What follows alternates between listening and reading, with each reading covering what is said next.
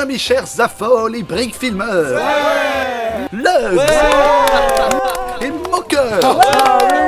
Et bien aujourd'hui c'est le premier anniversaire de Brickfun l'émission. Mais hélas, un an, mais ce fut beaucoup trop court pour tous vous connaître. Je vous connais 2 fois moins qu'une brique 2x2 slop 45 connaît une flaque 2x2 carré. Et je vous aime 3 fois moins qu'une 3x1 slop 33 aime une dish 6x6 inversée. Je veux dire un round corner 2 fois un macaroni. Mais maintenant, j'ai des choses à faire. Je les ai mises trop longtemps de côté. J'ai le regret de vous annoncer que c'est la fin. Je m'en vais, adieu. Il a disparu. Il a totalement disparu.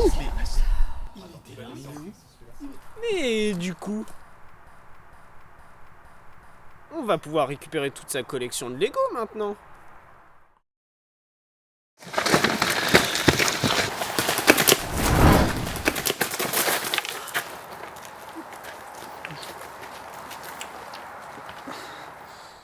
Je suppose que vous vous trouvez particulièrement malin.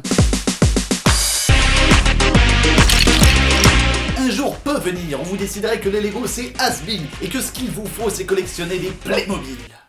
Mais ce jour n'est pas arrivé. Aujourd'hui, vous regardez Brickfun. La communauté de l'anneau. Premier volet de cette saga épique est le Seigneur des Anneaux. La découverte de la comté, les forêts inquiétantes, les ténèbres de la Moria, les hauteurs de l'Argonate. Ce volet est pour moi le plus magique de tous et il me donne envie irrémédiablement d'être en été et de partir dans la forêt avec mon duvet à la recherche des elfes. Même si ça se finit souvent comme ça. Et il a plu pendant combien de temps ? 3 heures. Lorsque j'ai décidé de faire un épisode sur les Lego Seigneur des Anneaux, je me suis dit... 12-7, bah ça va être vite fait, un historique de 3 anecdotes et de tout à jouer. Et puis bon... 1h23 ? Mais j'ai été super synthétique. J'ai donc décidé de couper en plusieurs morceaux et j'ai réfléchi à quel serait le meilleur plan à adopter pour traiter de toute la collection. Les méchants contre les gentils, les lieux géographiques, et finalement je pense qu'on va aller au plus simple et suivre tout simplement l'ordre chronologique de la saga. Notre quête commence donc en comté avec le set Gandalf Arrival. Ce set est l'un des tout premiers connus et je pense que son prix plutôt modeste lui a valu de se retrouver sous pas mal de sapins de Noël cette année-là. C'est Gandalf avec une charrette et un cheval, vous douterez donc qu'on va pas passer non plus des heures dessus. Les feux d'artifice sont plutôt bien faits et nous avons 2 figurines, celle de Gandalf le gris et celle de Frodon. A noter que Frodon, comme tous les hobbits et les nains, possède de petites jambes qui ne sont pas articulées et qui donc ne peuvent pas marcher. Et quand on sait que 50% du Seigneur des Anneaux montre des hobbits en train de marcher, je trouve ça assez cocasse. Et les hobbits Lego n'ont pas les pieds nus, je pense qu'une petite sérigraphie aurait permis de rectifier ce détail. Et dernier point notable de ce set, le cheval, qui est un cheval Lego nouvelle génération. Pour ceux qui ne s'intéressent que de loin au Lego, sachez qu'avant les chevaux étaient un peu... figés. Mais les chevaux du Seigneur des Anneaux permettent aux animaux de se cabrer. Et vous, derrière votre écran, vous dites certainement... Super, mais alors ? Mais nous, c'était plutôt... Enfin ! J'ai pas dit qu'on était pareil, j'ai dit qu'on pouvait vivre ensemble, c'est pas la même chose.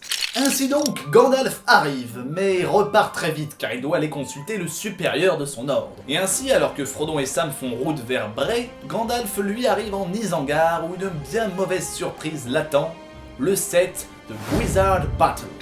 Un tout petit set sorti en 2013 qui représente le duel auquel se sont livrés Saruman le blanc et Gandalf le gris. Il est l'occasion pour nous de découvrir la figurine du maître des lieux, Saruman. Je trouve cette figurine assez réussie par rapport à celle de Gandalf, avec la farbe grise qui se démarque bien de la blanche. Il est assez amusant de noter que la tête de Saruman est la même que celle du comte Dooku des Lego Star Wars. Un hasard qui n'en est pas un à mon avis, puisque ces 2 personnages sont tous 2 interprétés par le même comédien, le vénérable Sir Christopher Lee, le seul acteur de la saga à avoir rencontré Tolkien. Anecdote de soirée. Le visage est par ailleurs extrêmement bien réussi, même si certaines personnes y voient plutôt Sean Connery. Le set est assez modeste, mais permettra tout de même de s'amuser un peu. De petits mécanismes pourront faire valser nos magiciens préférés. Les architectures numénoriennes sont plutôt réussies. Un bon point pour le fauteuil de Saruman qui lui permettront de s'asseoir sans avoir à froisser sa jolie cape. Ce qui évitera aux joueurs de devoir repasser régulièrement le bout de tissu.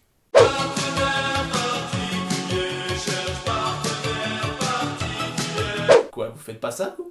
Et le clou de ce set, c'est bien évidemment l'œil de Sauron, bien à l'abri derrière le palantir. Cette pièce est un de ces petits bijoux que j'accrocherais volontiers à une bague.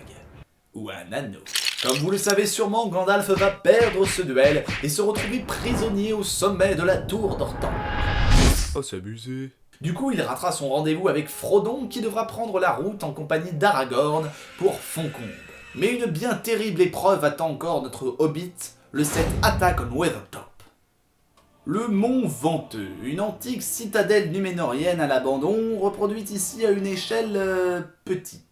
Ce set comprend la figurine de Frodon en tenue de voyage hobbit, celle d'Aragorn en tenue de rôdeur et celle de Merry en tenue de Merry. Frodon possède un double visage qui lui permet d'afficher la tête qu'il fait lorsqu'il se fait poignarder par le roi sorcier Dangmar. J'ai dû faire une tête similaire quand j'ai su qu'ils allaient faire des Lego Lone Ranger.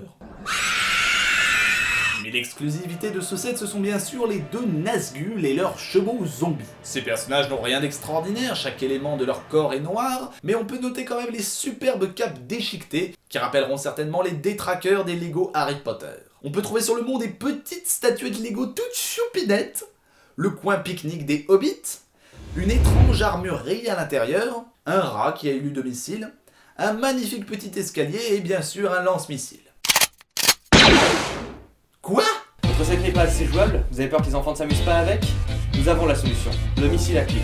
Économique, passe partout, même là où ils n'ont strictement rien à foutre. Bref! Et également une trappe secrète sur le dessus. Alors c'est comme ça que Frodon s'y prend pour disparaître quand il met l'anneau. Bref, un set fort sympathique même s'il n'est pas non plus très spectaculaire. Il est même minuscule. C'est vrai ça. Ainsi donc, Frodon est blessé mortellement par les spectres de l'anneau.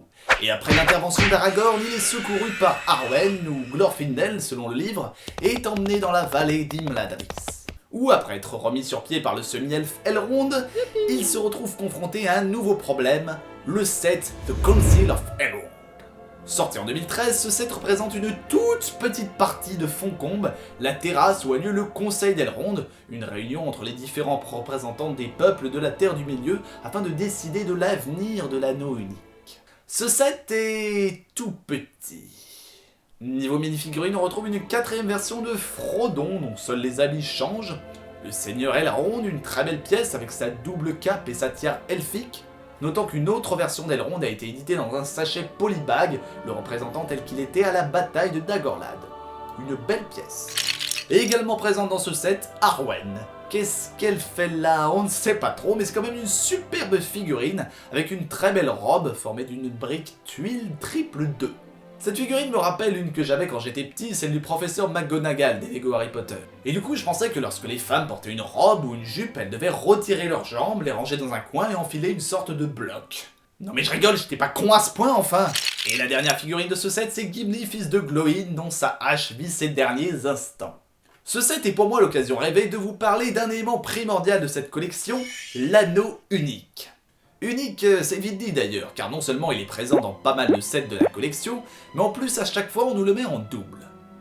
Qu'est-ce que vous comprenez pas dans unique? Bon alors c'est vrai, c'est une petite pièce qu'on peut facilement égarer, en plus c'est quand même l'anneau, les enfants jouent beaucoup avec, les adultes aussi, et s'ils le perdent ils vont bien bader. Où est-il?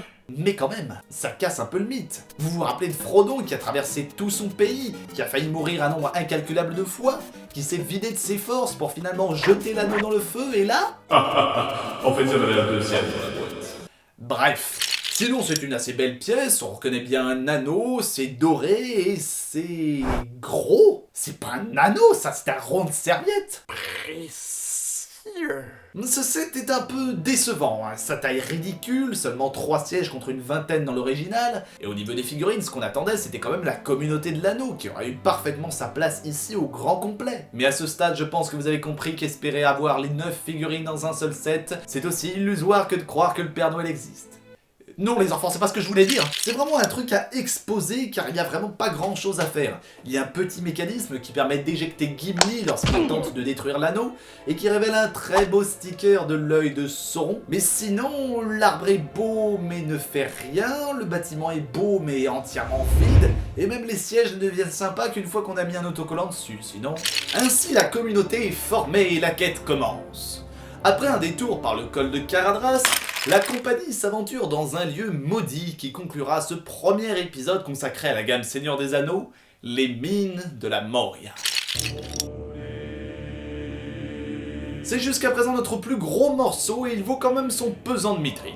De tous les lieux iconiques de la Moria, à savoir la porte de Durin, le pont de Khazad-dûm ou la cité de Cavenin, Lego a choisi de représenter la salle où a lieu la bataille contre les gobelins.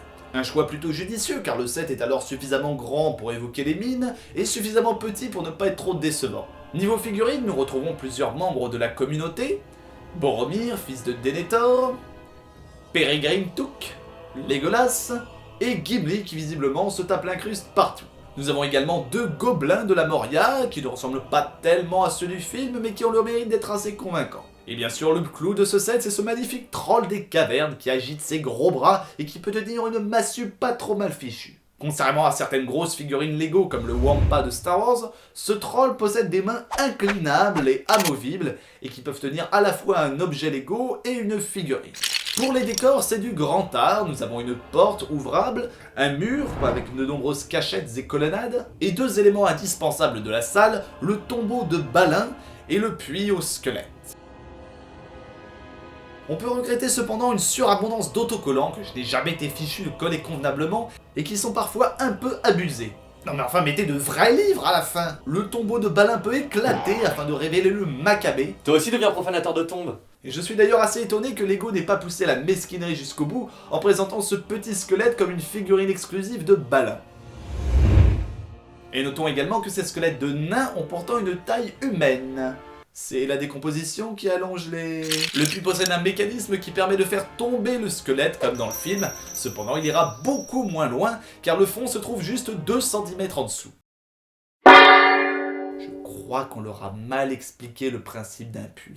La porte est particulièrement bien réussie, une fidélité au film permettra de la verrouiller à l'aide de haches, mais cependant de l'autre côté, c'est assez vilain. C'est ce que je reproche à beaucoup de sets de cette collection, ils ne sont beaux que si on les oriente d'une certaine façon, ce qui laisse suggérer qu'ils sont plus souvent destinés à l'exposition en vitrine qu'à la grosse éclate sur le tapis. Un petit coffre dissimulé révélera quelques joyaux et pépites, pourtant les vrais fans de la saga savent que la richesse de la Moria ne vient pas de l'or, ou des joyaux. Et notons également la manie qu'ont eu les concepteurs de vouloir faire s'écrouler toutes les colonnes et pans de murs de la salle. Mais c'est drôle les choses qui s'écroulent, moi j'adore ça. Rappelle-moi de ne jamais t'inviter chez moi. Et d'une façon générale, ce set regorge de petits détails, des outils abandonnés, le livre Rapiès des nains, des ossements... Bref, un set extrêmement sympathique, qui ne vaut certainement pas son prix, mais ça c'est un autre débat. Ainsi se termine notre tour d'horizon des sets de la communauté de l'anneau. Une longue route attend encore nos personnages avant que ne commencent les événements des 2 tours, mais pourtant Lego n'a pas eu envie de nous les faire partager en briques. L'occasion pour moi de terminer cet épisode par quelques fantasmes inassouvis de cette gamme. Ce qui me manque le plus dans les mines de la Moria, c'est le petit portail en Ithildin, qui aurait pourtant été très facilement commercialisable, avec un arbre, le portail et peut-être une version Lego du guetteur. Aucun set pour la Lorienne, alors qu'on aurait pu avoir un simple miroir de Galadriel, ce qui aurait donné à Lego l'occasion de sortir cette figurine. Mais bon, vu qu'ils la sortent dans la bataille du roi sorcier, je pense que c'est mort. Ou encore les embarcadères, ce qui aurait permis d'avoir Celeborn et quelques structures elfiques. L'Argonaute n'a pas été représenté, mais en même temps, je pense que ça aurait été un sacré travail. Peut-être un set Ultimate Collector un jour. Et rien non plus pour la bataille des chutes de Rauras, alors que honnêtement, une petite ruine et quelques figurines auraient fait l'affaire. Bref, ce n'est pas le volume le plus avare en set, mais tout de même. Voici donc notre premier épisode consacré à la gamme Seigneur des Anneaux terminé. La suite viendra, mais pas maintenant. Cet épisode n'a été possible que grâce à ceux qui ont accepté de me prêter leur Lego pour préparer cette émission, à savoir Damien et Hubert. Merci à vous les gars. Sachez que l'émission a toujours besoin de valeureux prêteurs afin d'améliorer son aspect visuel. Aussi n'hésitez pas à me contacter à cette adresse mail pour me proposer vos sets. Sur ce, bande de balrogs asthmatiques, je vous dis salut à tous, que la bénédiction des elfes, des hommes et des hérissons vous accompagne. Des hérissons. Chut.